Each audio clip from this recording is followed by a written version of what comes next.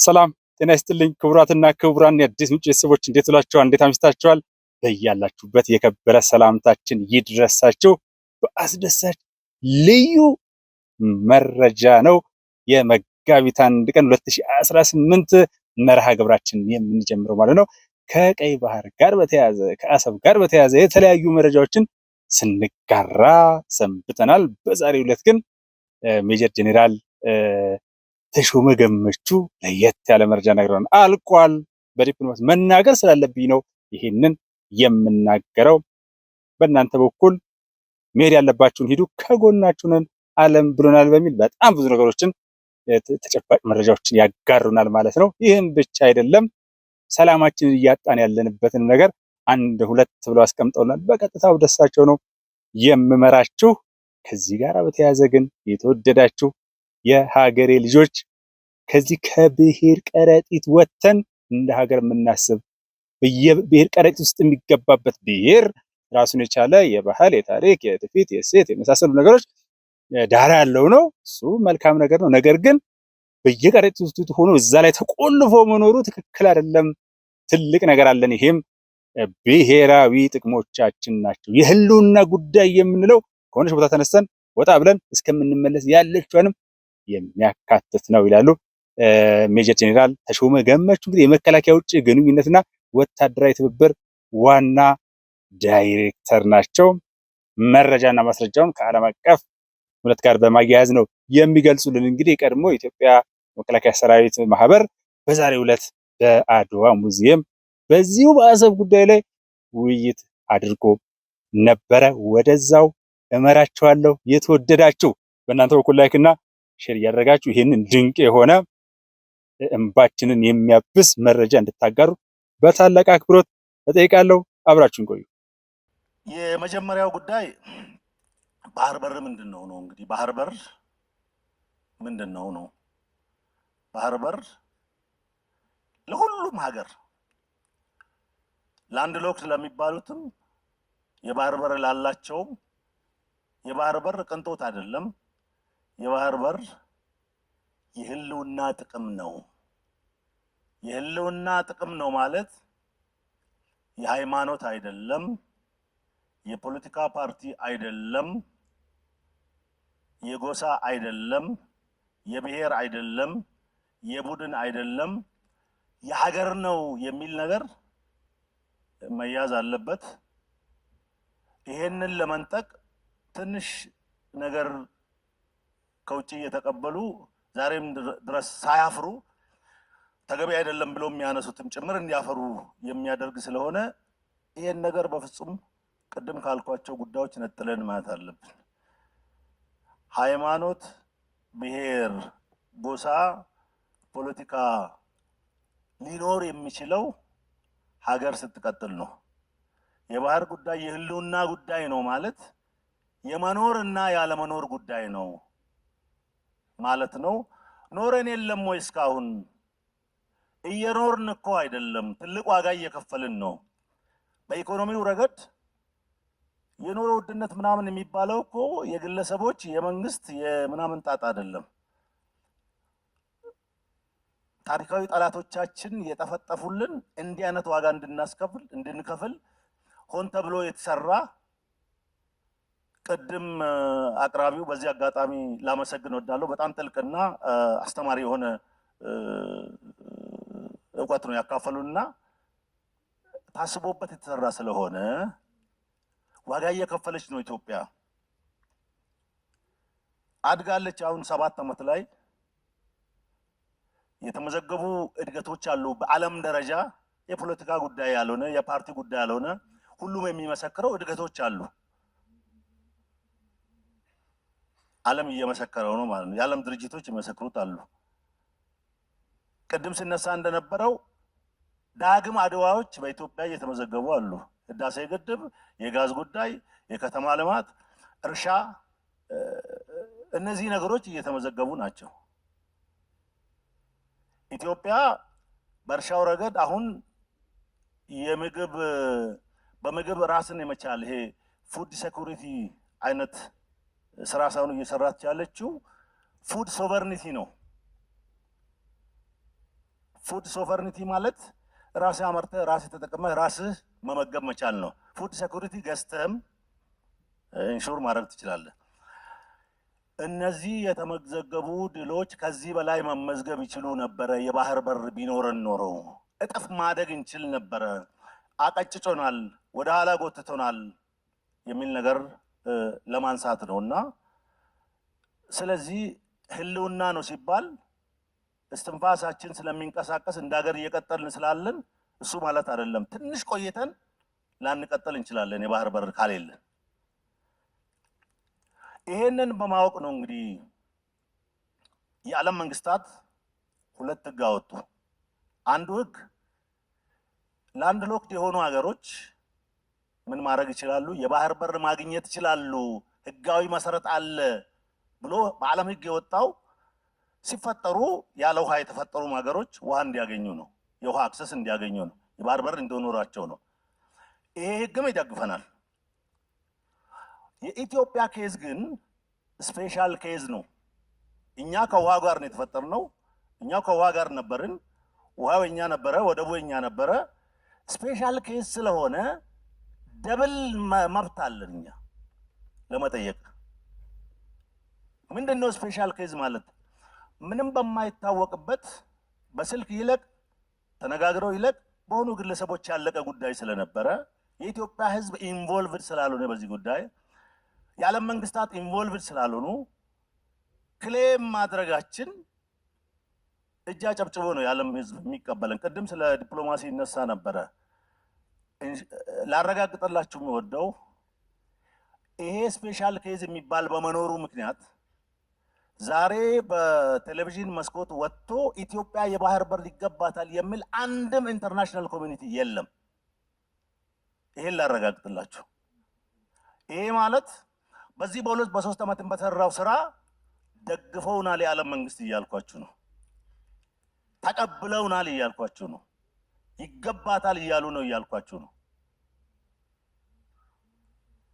ስለዚህ ጥርጥር የለውም።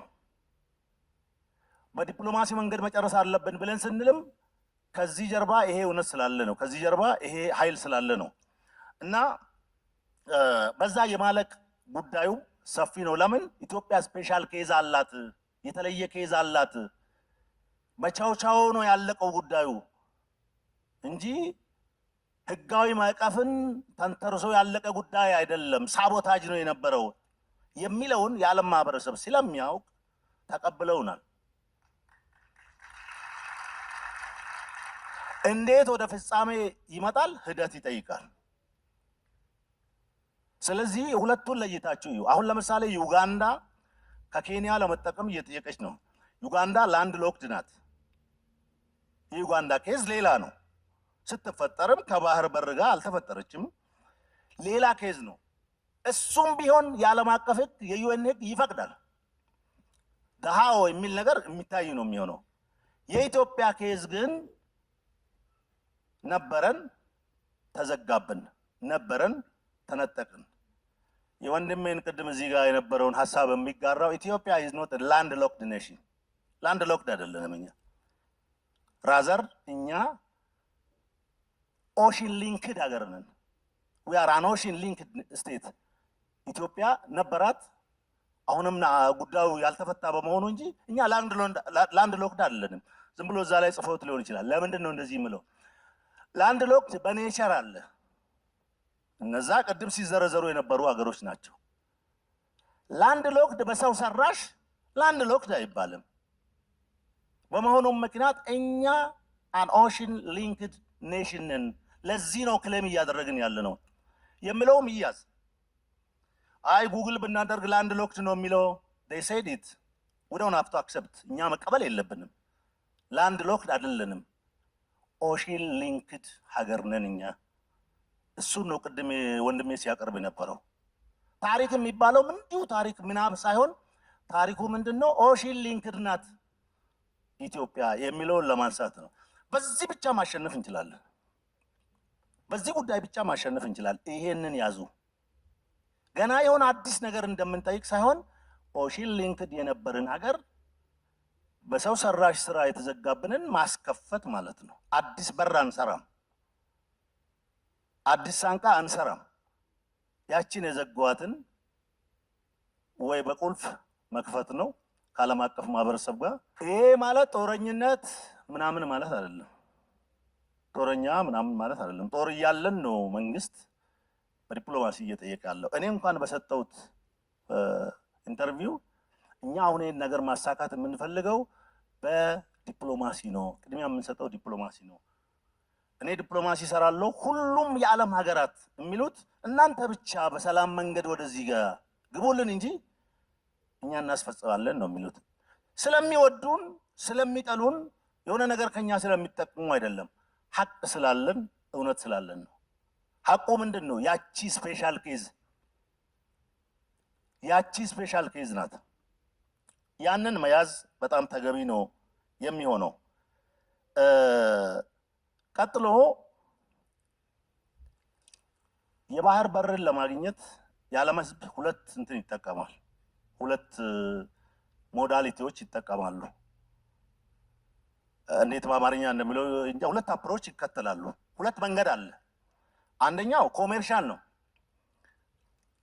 ምክንያት አለኝ ይህን ሳነሳ። ኮሜርሻል አፕሮች ማለት ከሶቨርኒቲ ጋር ምንም አይገናኝም። አሁን የሶማሌላንድ ስናሰራ ማነው ሲጀመር እነኚህ ጠላቶቻችን ጮሁ፣ አስጮሁ። it has nothing to do with sovereignty።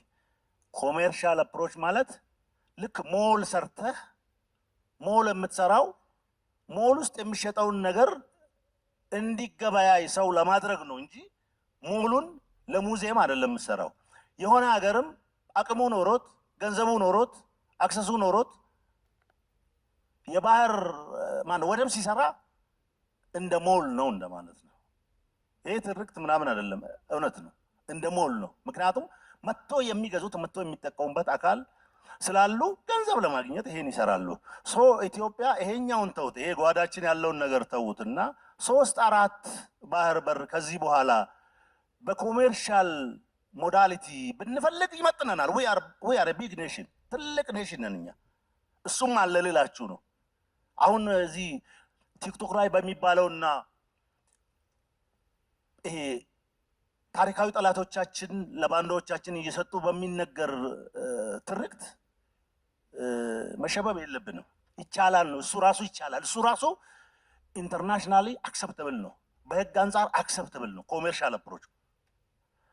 የኛ ግን ከዛ የተለየ ስለሆነ ይሄኛውን ስፔሻል ኬዝ ያለበትን ነገር ቅድም ባልኩት መንገድ ማግኘት እንችላለን እና በቃ ሁሌ እንደምለው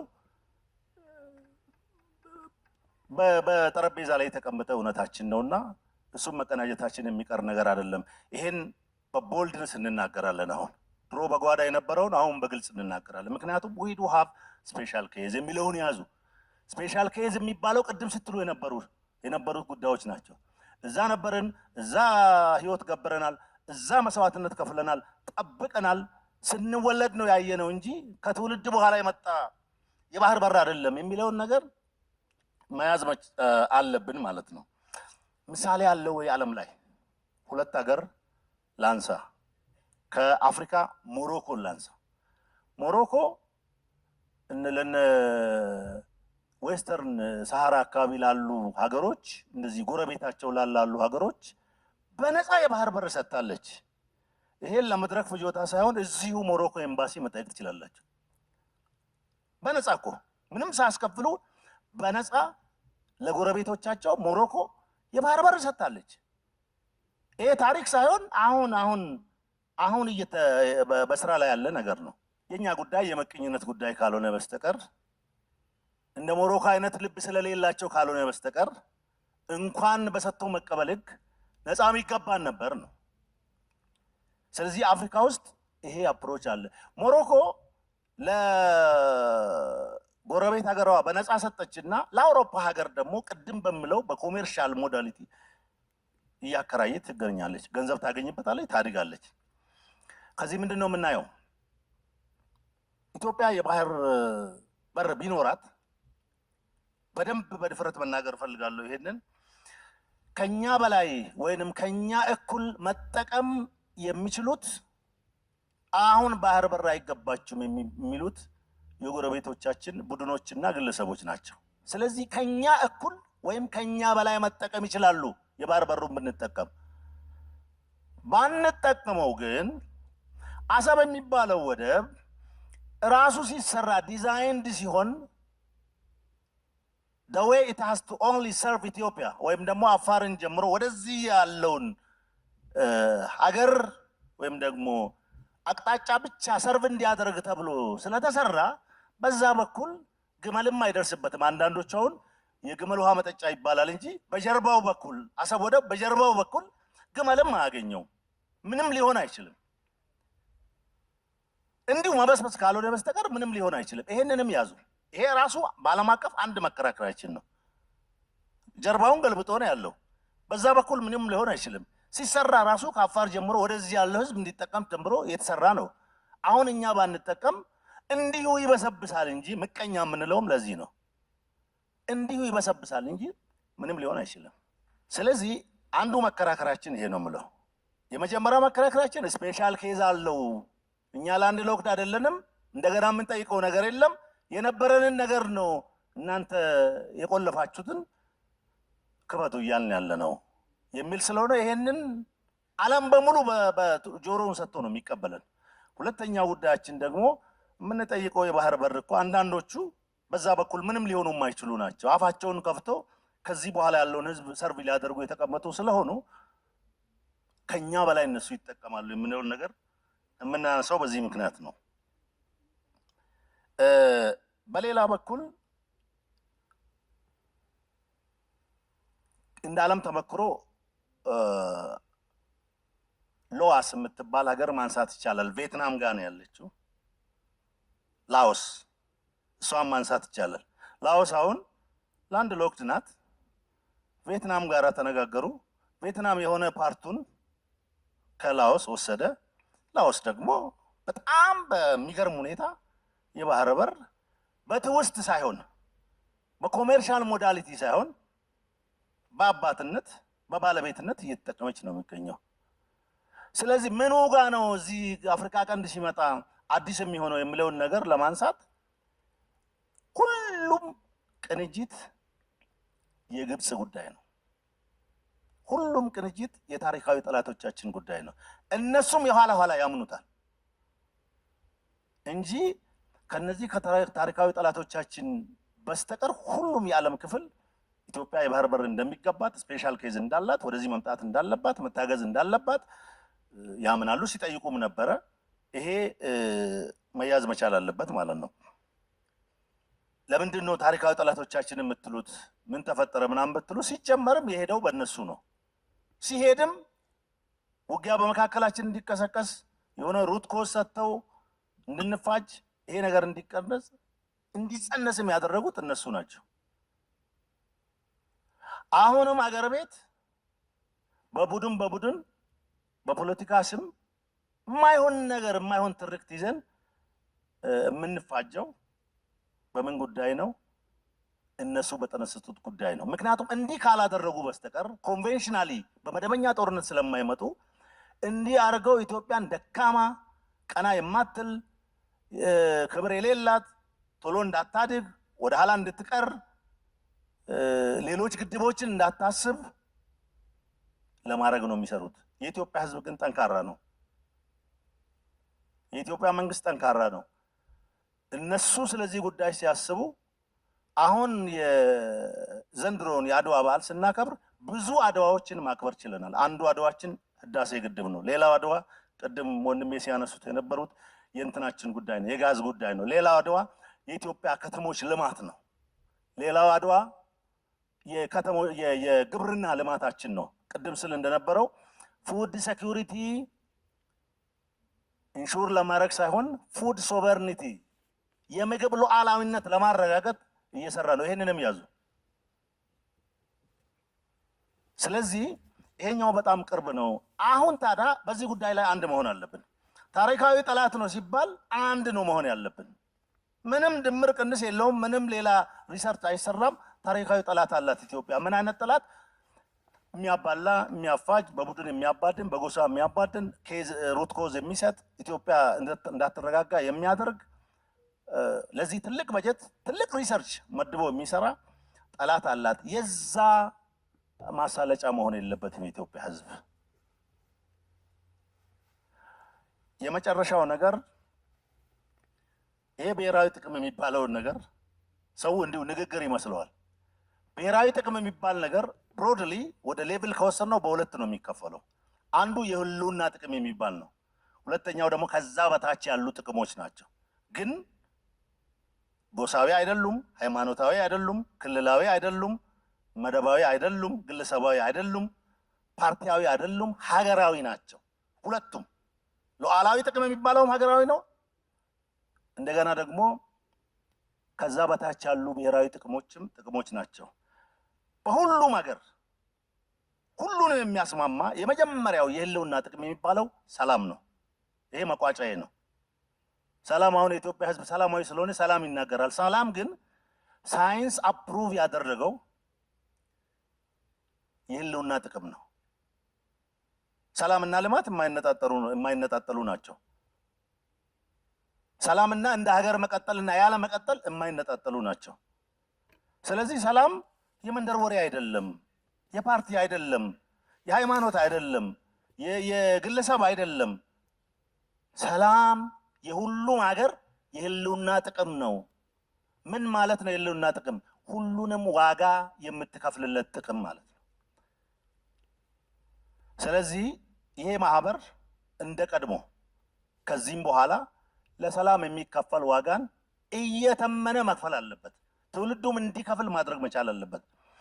ያው መንግስታት ይሄዳሉ፣ መንግስታት ይመጣሉ። ድሮም መንግስታት ሄደዋል፣ ድሮም መንግስታት መጥተዋል። አሁንም መንግስት አለ፣ ለወደፊትም መንግስት ይመጣል ይሄዳል። ሁሉም የየድርሻቸውን ሚና ይጫወታሉ። ፓርቲም ይመጣል ይሄዳል። ሰላም የሚባለው ግን በቋሚነት ለአንድ ማህበረሰብ፣ ለአንድ ህብረተሰብ፣ ለአንድ ሀገር የሚያስፈልግ ምን አይነት ጥቅም ነው? የህልውና ጥቅም። የህልውና ጥቅም ማለት የሁሉንም ቤት የሚያንኳኳ ጥቅም ነው። ስለዚህ አሁን አገር ቤት ሽፍታ ስንመታ እንደ ወታደር ኑ ወደ ድርድር ሲባሉ እምቢ የሚሉትን አሳደን ህዝብ አታሰቃዩ ብለን እንትን ስንል ስም ይሰጡናል። ሀገር ከተበጠበጠች አንድ ጀንበር ይበቃታል። ከረባት አስሮ ተውቦ መውጣት የለም። ልጆች ትምህርት ቤት ማድረስ የለም። በሰላም ውሎ ማደር የለም። ማንም አያድነንም።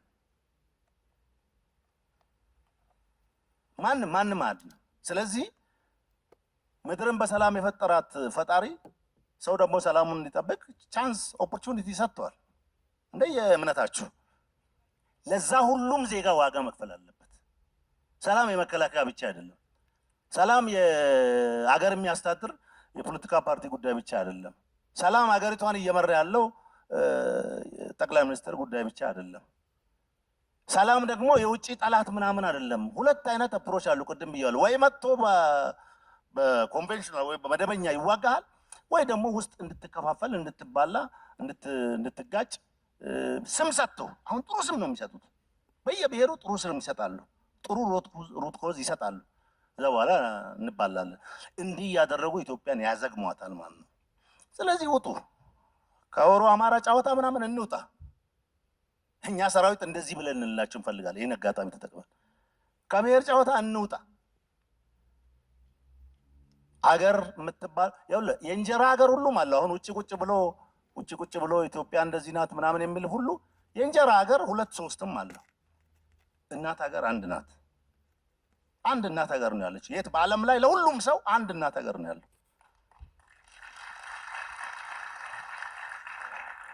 እንደውም በቅርቡ አሁን እኛ ምን እያልን ነው? ከእናት ሀገርነት ወደ አባት ሀገርነት ለመሸጋገር ኢትዮጵያ እየተጋች ነው። ምንድን ነው በሁለቱ መካከል ትራንዚሽን ይኖራል። የሆነ ሀገርም እኮ አባት ሀገር ምናምን ብሎ ስል ራሱን ሰይሞ እንጂ ከፈጣሪ አንተ አባትን አንተ እናት ነህ ተብሎ አልተሰጠውም። ኢትዮጵያ ግን ትልቅ ናት። ኢትዮጵያ ግን ወሳኝ ሀገር ናት በዚህ በአፍሪካ ቀንድ። ኢትዮጵያ ግን ታሪካዊ ናት። ኢትዮጵያ ግን ጥንታዊ ናት። ኢትዮጵያ ግን ፊውቸሪቲ ያላት ዓለም ራሱ በዚህ ቀጠና የሚመካባት ሀገር ናት እና የአባትነት ጉዳይ የሚገባት ጉዳይ ነው። እሱ አሁን ቶሎ ስለማይገባን ወደዛ አልገባም። ግን እስኪ በእንጀራ ሀገሩ እና በእናት ሀገር መካከል ያለው ልዩነት ይዘን እንጀራ ሀገር ቁጭ ብለው ኢትዮጵያን የሚያፋጁትን መስማት የለብንም የሚለውን ነገር መያዝ ይጠበቅብናል። የመጨረሻው ቀደም ስለ እንደነበርኩት ከዲፕሎማሲው አንፃር መቋጫ ላይ እየደረሰ ስላለ ያው ይሄን በግልጽ ማውራት አስፈላጊ ስለሆነ አንድም ሀገር ሆን ብዬ ነው የደገምኩት፣ አንድም ሀገር ከስትራቴጂክ ጠላቶቻችንና እነሱ ስር ውል ከሚሉ ከእፉኝት ልጆች ካልሆነ በስተቀር ኢትዮጵያ የባህር በር አይገባትም ብሎ የሚናገር ዓለም ላይ አሁን የለም። እንዴት ታውቀዋለህ? በመከላከያኛ ዲፕሎማሲ እንሰራለን፣ በደንብ እንሰራለን። ከውጭ ጉዳይ ጋርም ደግሞ በመተሳሰር እንሰራለን፣ እንናበባለን። አሁን የለም፣ ብቻችን ነገር ጠብቁልን ነው የሚሉት። ስለዚህ ዝም ብሎ አየር ላይ የተበተነ ሀሳብ አይደለም በክቡር ጠቅላይ ሚኒስትራችን ልብ የተቀመጠውና አሁን ከኢትዮጵያዊ አጀንዳነት ወደ ዓለም አቀፍ አጀንዳነት የተሻገረው ጉዳይ ዝም ብሎ በአየር ላይ የተበተነ አይደለምና ይሄን ሀሳብ ሰንቀን ይሄን ሀሳብ ይዘን ዓለም ከኛ ጋራ ነው ብለን ይሄ ዓለም እውነቱን ገዝቶታል ብለን እኛ የሀገር ቤት አሳይመንታችንን በደንብ እንጨርስ ብለን የሀገር ቤት አሳይመንቶቻችን ደግሞ የሚሰጡን በጠላቶቻችን ነው ብለን ይሄ በደንብ ገብቶን ስራ መስራት መቻል አለብን። በሌላ ቋንቋ እንዲገባን አሁን ኢትዮጵያ ውስጥ ያለን ትርክና ጭቅጭቅ መከራ ምናምን ሁሉ የማንም ጣጣ አይደለም። ዶክመንት መቅረብ እንችላለን። የብሔራዊ ታሪካዊ ጠላቶቻችን ቅመራ ነው። ቀምሮ በእንዲህ አይነት ምን ምንላቸው ነው? ማንን ያዝ፣ ምን አጀንዳ እንስጣቸው፣ መቼ ዓመት ምን እንክፈት፣ እንዴት እናድርግ ብሎ ነው የሚሰሩት። ስለዚህ ገና ይሄዳሉ። እነሱ ከፈለጉ አሁን እዚህ ሰሜን አካባቢ የሚታይ ምናምን ብቻ አይደለም። ይመጡላል፣ ወደ ጋምቤላ ይመጡላል፣ ወደ ሶማሌ ይመጡላል፣ ወደ ፈለጉት ይመጣሉ። እንዲገባችሁ አጀንዳ ይሰጣሉ። ለምን? የተበታተነች ኢትዮጵያ ማየት ይፈልጋሉ። ደካማ ኢትዮጵያ ማየት ይፈልጋሉ። ራሷን ያልቻለች ኢትዮጵያ ማየት ይፈልጋሉ። ብዙ ደካማ ሀገር በዚህ አፍሪካ ቀንድ እንዲኖር ይፈልጋሉና እቺ እውነት ገብታችሁ ለነገ ልጆቻችሁ እያሰባችሁ አገር የሚለው ነገር ላይ አንድ ቋንቋ ይኖረን፣ ኢትዮጵያ የሚለው ነገር ላይ አንድ ቋንቋ ይኖረን። በአፍ ኢትዮጵያ ማለት ጥቅም የለውም። ለኢትዮጵያ የሚከፈል ዋጋ ሁሉ እንክፈል፣ እንስማማ። ሁሉም አሁን በየጓዳችን በየብሔሩ በየሃይማኖቱ በየምናምኑ የሚነሳው አጀንዳ ከኢትዮጵያ በታች ነው። ከኢትዮጵያ እኩል የሆነው ጉዳይ የብሔራዊ ጥቅሟ ጉዳይ ነው። ከዛም በላይ የህልውና ጥቅም የሚባለው ህልውና ማለት እኮ አሁን እዚህ አዳራሽ ቆይተን ከዚህ አዳራሽ በሰላም ወደ ቤት ሄዶ የመመለስና ወደ ቤት መመለስና አለመመለስ መካከል ያለ ጉዳይ ማለት ነው ህልውና ማለት። እና ህልውና ሲባል እንደዚሁ ሚሽሞንሙን ቃል አይነት እንዳይመስለን፣ ኢትስ ክሪቲካል። እንደዛኒ ከዚህ ባሻገር ብዙ ምለው ነገር የለኝም። እነኚህን ጉዳይ ይዘን የነገውን ደግሞ በልባችን አሳድረን ለዛም የምንሰራውን አሳይመንታችን በግላችን በየቡድን በሀገር ደረጃ በየአካባቢያችን ሰርተን ይሄንን የባህር በር አግኝተን ኢትዮጵያ የምትተኮስበት ጊዜ በጣም ቅርብ ነው። በጣም ቅርብ ነው። እንዴት ታውቃለህ? በጣም ቅርብ ነው። ቅርብ የሚሆነው ግን ሁላችንም የበኩላችንን ድርሻ ከተወጣን ነው። ለተሰጠኝ እድል አመሰግናለሁ። ክቡራትና ክቡራን አድማጭ ተመልካቾቻችን እስካሁን ለነበረን ቆይታ ከልብ እናመሰግናለን።